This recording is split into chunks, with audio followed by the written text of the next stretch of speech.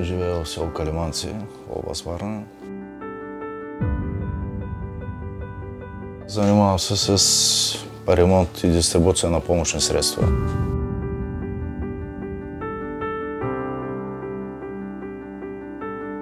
Това ми ще сега. Да работя, да помагам на хората и да срещам разбиране от срещата страна, да виждам доволни хора, което е върха вече. След като видиш, че трудът е оценен.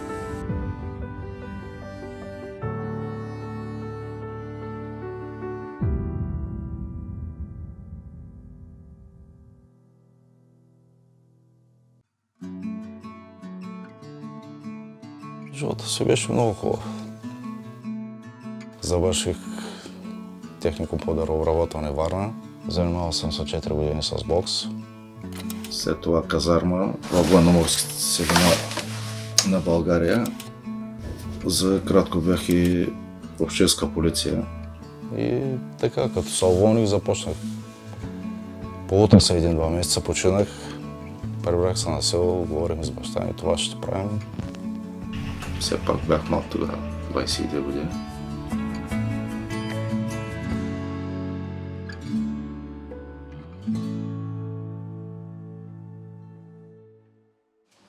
Здравейте!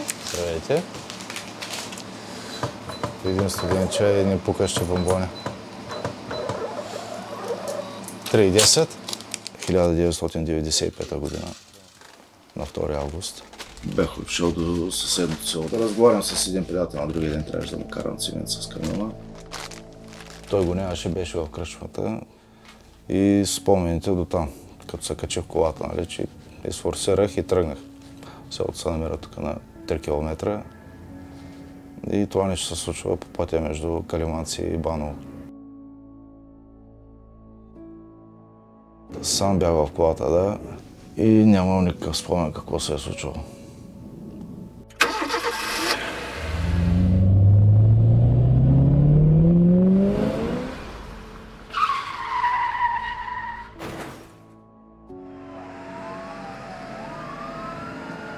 Първият спомен, че като аз съм лежал цяла вечер на поляната, вечерта се случва катастрофата към 9.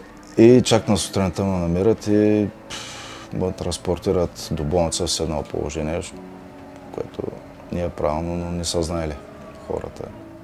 И след като ме закарат до болница, съм изпаднал в кома 8 дена.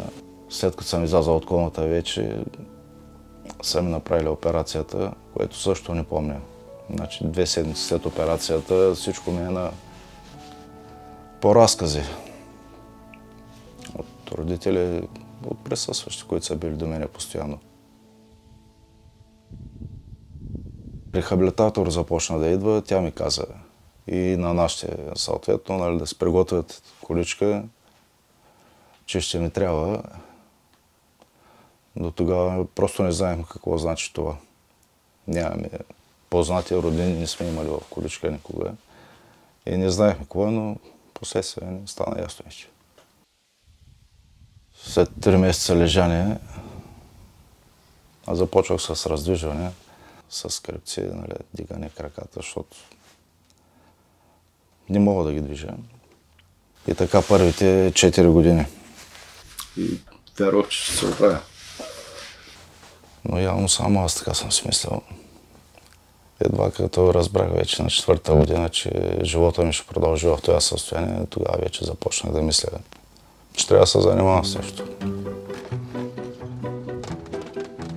Идеята за работилницата се роди преди 7 години. Аз също използвам акумулаторна количка и след един основен ремонт, който се плащаше тогава от социални грижи, сега вече от здравна каса. Значи парите бяха усвоени, но количката даже се върна по-развалена. И това ме подразни.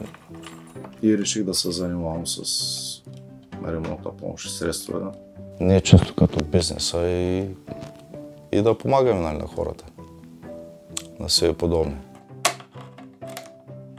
Ходих на 3-дневен курс, но общо взето самук и тя всяка количка си има различни проблеми. Всеки клиент, като отида да му взема количката или някой ги кара тук на место, както се разберем. И ми казва, но трябва да станеш, защото не мога да изляза от къщи. И разбирам кой да не може да излезеш от къщи, примерно. Има сервизи, които ги бавят по 2-3 месеца. А 2-3 месеца да лежиш в къщи. Има случаи, иначе по-трудно подвижни, които и ръцете не са добре, те и до туалета не могат да отидат без количка. Това е разбирането. Знам какво е. И се опитвам възможно по най-бързи начин да реагирам, за да върна количката. Имам оборотни колички, който клиент желая, оставям му количка, да може да се предвижда през това време. Имам фейсбук страница и по телефона хората се обаждат. Има някои постоянно недоволни. Хора всякакви. Има които го виждат, които го оценяват, други не. Разбирането е различно от среща. Едни хора тук от Страхил, Волчодолска община, всеки месец хора им сменям гуми. Все пукат и няма, което е малко населено място с няколко жителя. Проблеми постоянно с зарядното и жената, дъщерята явно на правоимащо лице, един ден заявява как ти си длъжен. Сега не ми се обясняваш, че никой на никому не е длъжен. На добра воля ходя всеки месец да сменям пукната гума. Без никакви средства, естествено, пари от среща. Само с твърдение, че съм длъжен. Благотворителни ремонти, отдаване на рингови колички. Даже тук имам един комбиниран туалетен стол и една проходилка, които също са чисто нови и точно са нарочени за това. Преценяваш на кого може и кой наистина има нужда. Сега за цифри за благотворителността не говорим, нали?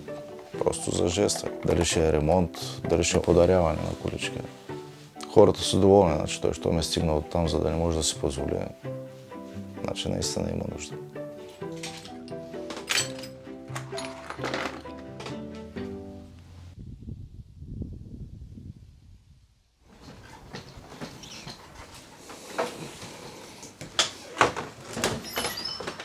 Нашите на времето държаха магазина и от 2010 година се разбрахме, аз цяло се занимавам с него. Жена ми е бивша търговска представителка на Бриз. И идваше. Тук е кафе отначало, приказка и така завъртяха нещата. Сприятелихме се, почнахме да се срещаме. И на 21 октомври 2018 година скочихме брак.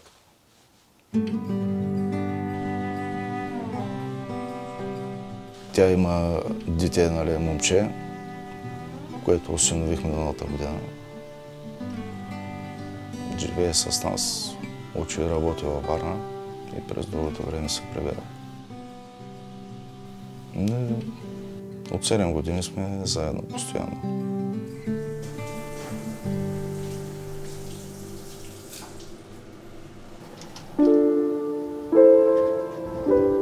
То се е публична тайна, че достъпността не е на това ниво, което трябва да бъде.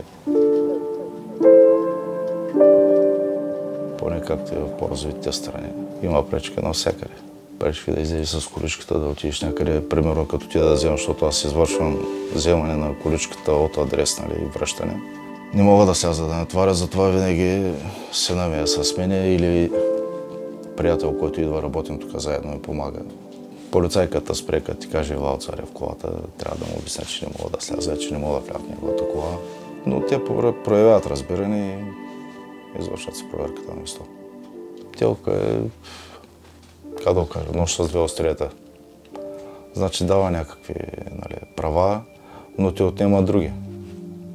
След като бъде наето лице с телк, то не може да бъде, нали, уволнено.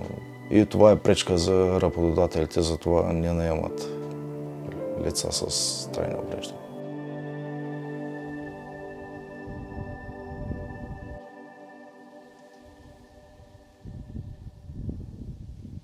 Вади. Да, момичето. Така, стай. Да, момичето, стай. Преди 3 години реших да се взема куче от първата Кани Корса. Красавиците ми те.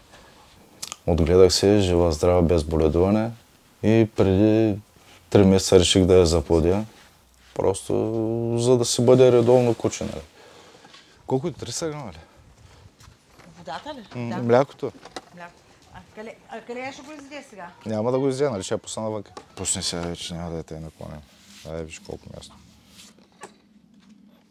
Драгони ли? Айде, къде е? Дай, ще я пусна с това. Къде е? Вънка. Хората ще помислят, че сме... Ще помислят, че ги уморяваме от глад ли, как ядат. Значи един път ми изяде задната чистачка на колата. Още като млада. И скричих, че я ударих с една пръчка. И веднага я извиках и тя дори почва да се радва. От тогава реших повече да го удрям и не съм го удрял. Много вярно куче. За нея е всичко.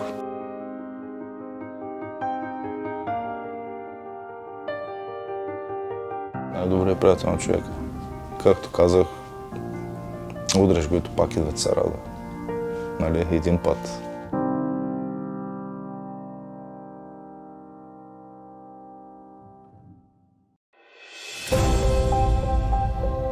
В миналия живот, когато бях на крака, нали, все още, имах мечта да се закупя къща тук на село. Баща ми си имаше къща, исках да се закупя аз къща и да работя, да се занимавам с животновъдство. Харесва ми работа, ми доставя удоволствие. И това мечтая сега. Да работя, да помагам на хората. Чувствам се доволен и знам, че мога да се справя. С това, което реша, с което се захвана. Защото ние можем. Можем да постигнем. Сега не всичко да го кажем, но това, което позволява състоянието ни. Има много хора в моето положение, които всеки се занимава в някаква област и ги постига. Не можеш да лежиш и да се само съжаляваш и да чакаш, че някой ти е дължен. Никой на никого не е дължен. Единственото, както казахме, че ние можем, а живота продължава.